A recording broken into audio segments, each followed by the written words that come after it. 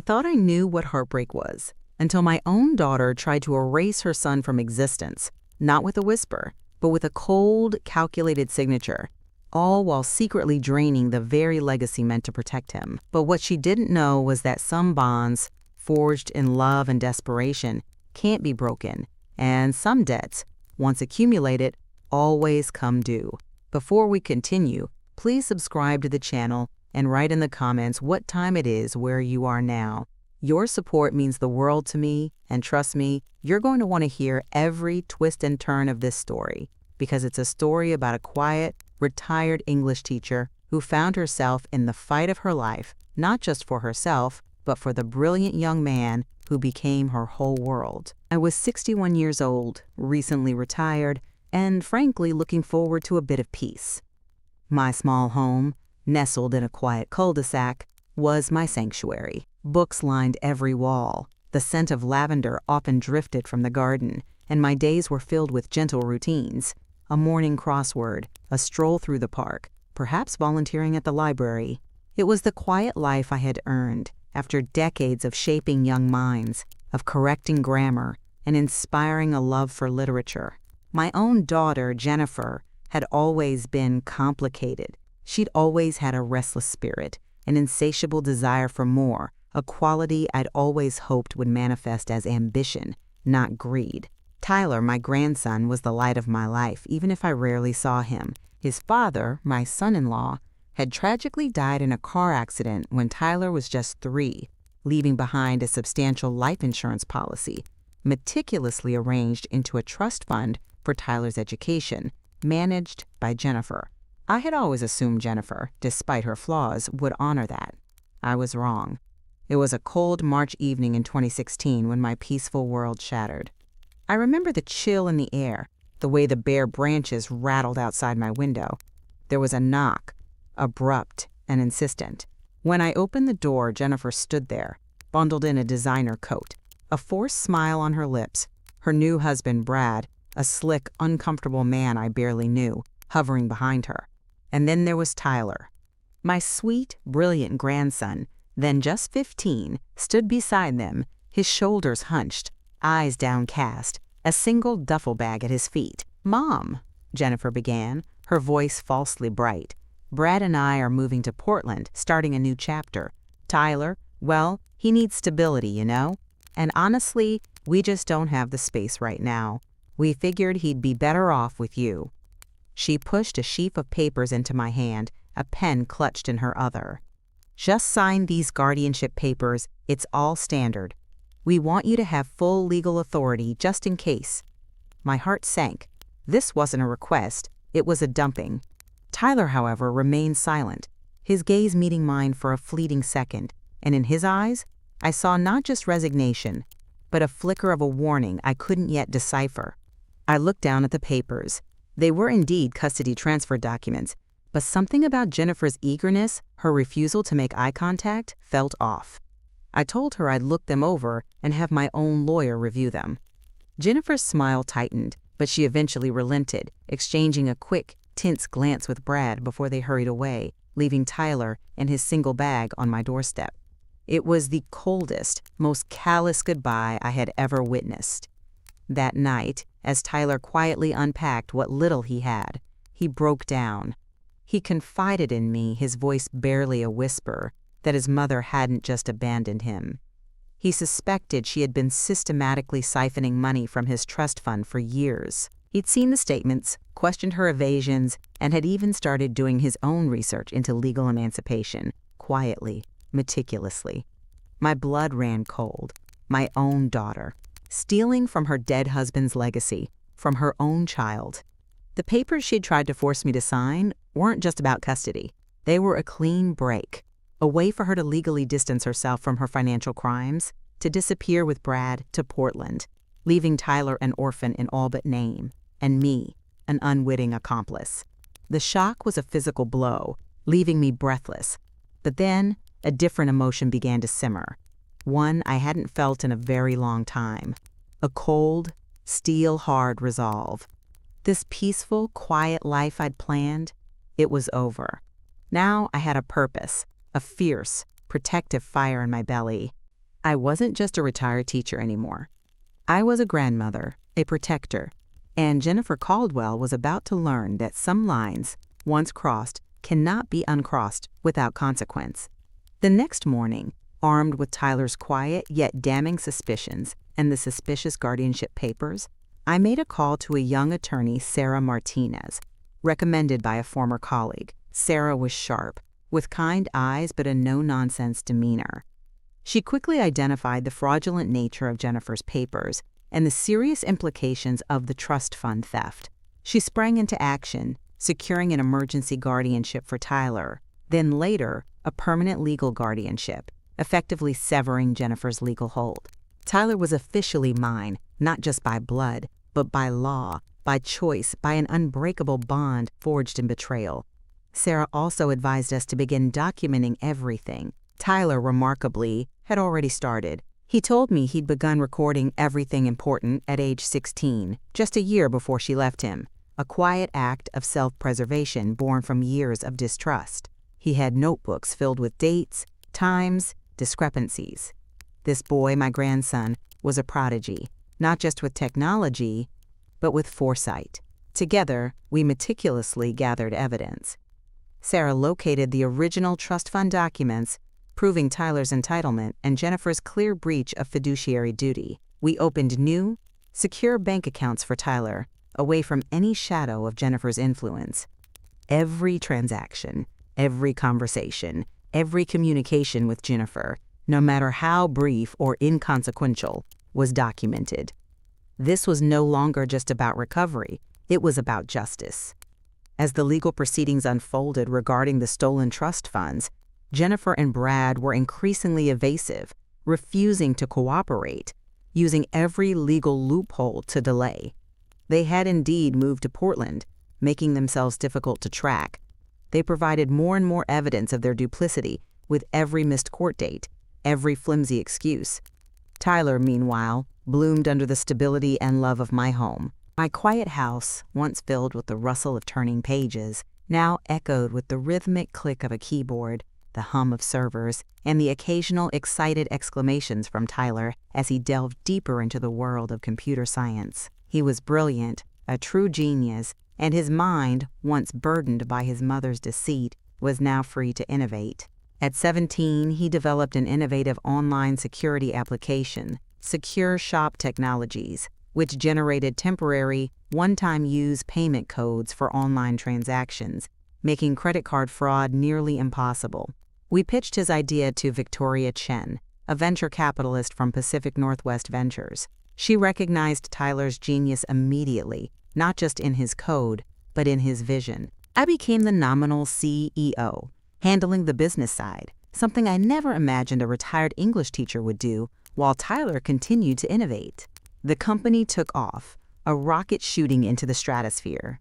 By the time Tyler was 21, Secure Shop Technologies was acquired by Amazon for a staggering $47 million. Suddenly, Tyler was not just stable, he was a self-made millionaire. And that, of course, was when Jennifer Caldwell reappeared, like a cockroach drawn to light, or perhaps, in her case, to money. She filed a lawsuit against Tyler, alleging parental alienation.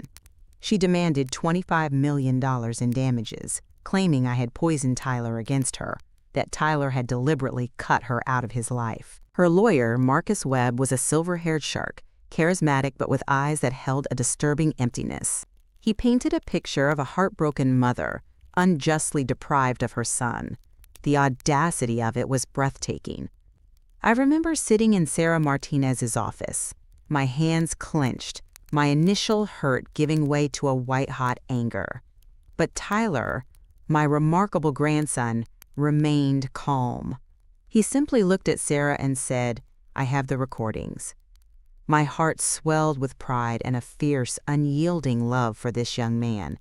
Tyler had meticulously recorded all significant conversations for years, not out of malice, but as a self-preservation tactic, an almost instinctual defense against his mother's manipulations. He presented Sarah with folders full of digital files, recordings of Jennifer telling him he was a burden, recordings of her demanding money from him, recordings of her admitting she needed a fresh start without him, even a chilling recording of her dismissing his concerns about his trust fund with a cold, "It's my money now, Tyler." In the courtroom, with Marcus Webb attempting to weave his web of deceit, Tyler calmly presented his evidence. The judge, initially sympathetic to Jennifer's tearful performance, listened in stunned silence as Tyler played the unedited recordings. Jennifer's own voice, clear as a bell, laid bare her manipulative motives, her original abandonment, her utter disregard for her son's well-being. Her carefully constructed facade crumbled. The courtroom buzzed. Marcus Webb looked visibly rattled, his silver hair suddenly seeming less polished, his composure faltering. The judge dismissed the lawsuit almost immediately, not just with prejudice, but with a stern warning to Jennifer about her conduct. Jennifer and Brad left the courtroom, their faces ashen, their scheme utterly exposed and publicly humiliated. It was a victory, not just of law, but of truth. Tyler had not just defended himself. He had, with his unwavering commitment to truth and documentation, vindicated his entire life. 2 years passed, years of quiet healing and immense growth. Tyler, now 23, was using his wealth not just to further his own pursuits, but to help others. He established the Family Restoration Fund, dedicating his resources to help victims of parental abandonment and financial exploitation, a mission deeply personal to him. He wanted to turn his pain into purpose, but justice, it seemed, was not quite finished with Jennifer and Brad Caldwell. One morning, the news channels blared. Jennifer and Brad were dead in a murder-suicide in their Portland home. The reports were grim, detailing their involvement in a large-scale con operation that exploited wealthy families with estranged children, a sophisticated scheme where they would pretend to facilitate reunification for a hefty fee, only to disappear with the money. Jennifer's dying confession, a rambling, desperate letter found among their effects, not only confirmed their criminal enterprise, but also revealed a disturbing detail. She had left Tyler $400,000, money she specifically earmarked as, quote, Tyler's fund, a twisted attempt at a posthumous apology, a final, half-hearted bribe. Tyler took that money, added $2 million of his own, and officially launched the Family Restoration Fund, now with an even clearer mission: to bring justice and healing to those betrayed by their families. This philanthropic work, however, unwittingly made him a target for a much more dangerous adversary, Marcus Webb. It turned out Webb wasn't just Jennifer's lawyer. He was an unexposed, silent partner in their con operation, providing legal cover and threatening victims who dared to speak out. The Family Restoration Fund, with its growing list of victims and its relentless pursuit of justice, was unknowingly closing in on Webb's network. And Webb, feeling the walls closing in, orchestrated a sophisticated frame-up. Suddenly, charges of fraud were leveled against Tyler, alleging misuse of foundation funds, elaborate embezzlement. He was arrested, his name dragged through the mud, his reputation tarnished. The irony was brutal. The man who had turned his abandonment into a force for good was now accused of the very crimes he fought against. My heart shattered for him again, but my resolve, forged years ago, remained unbroken. I watched him, my brilliant grandson, face this new betrayal with a quiet strength that belied his age. During the period of the alleged fraud, the Foundation's internal security system had conveniently malfunctioned, erasing crucial digital trails. It was a professional job, designed to implicate Tyler and shut down the fund. But once again, Tyler's lifelong habit, his unwavering commitment to documenting his truth, became his ultimate shield. We regrouped with Sarah Martinez, now a trusted friend and an invaluable ally. Sarah was furious, her kind eyes now blazing with righteous anger.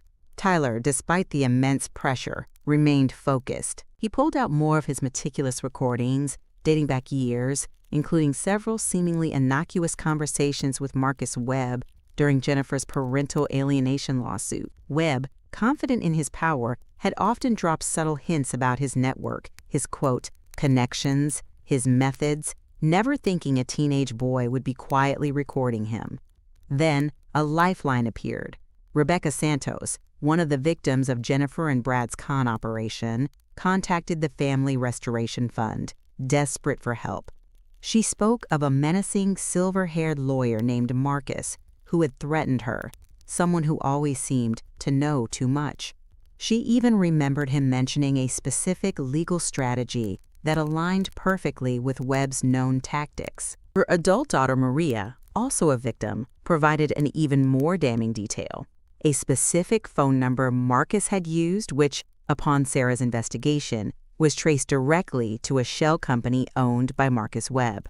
The evidence began to pile up. Tyler's recordings, combined with the new testimonies, painted a clear picture of Webb's involvement, not just with Jennifer and Brad, but as the orchestrator of an even larger criminal enterprise.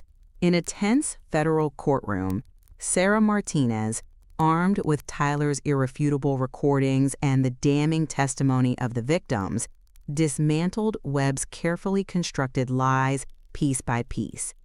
She played the recordings, comparing Webb's voice to Tyler's files, showing the pattern of his involvement, his threats, his subtle admissions of guilt. The judge, the jury, they saw it all. Webb, for all his slick confidence, couldn't talk his way out of his own voice, out of the detailed evidence Tyler had painstakingly collected over a decade. The climax was swift and decisive. Marcus Webb was arrested right there in the courtroom, his criminal network exposed and dismantled. All charges against Tyler were immediately dropped. He was fully vindicated, his name cleared, his mission affirmed. The Family Restoration Fund, once targeted for destruction, emerged stronger, its purpose refined, specifically focused on helping children abandoned or betrayed by their families. Tyler, my brilliant, resilient grandson, found deep personal peace and purpose. He had not only overcome his own painful past, but had transformed it into a powerful force for healing and justice for countless others. My quiet life had been irrevocably changed, filled with courtrooms and corporate boardrooms, with challenges I never imagined. But through it all, the bond with Tyler, my chosen son, remained the bedrock of my existence. We built a new life, a vibrant, purposeful life, in a beautiful home near the sea, where the sound of the waves brought a different kind of peace.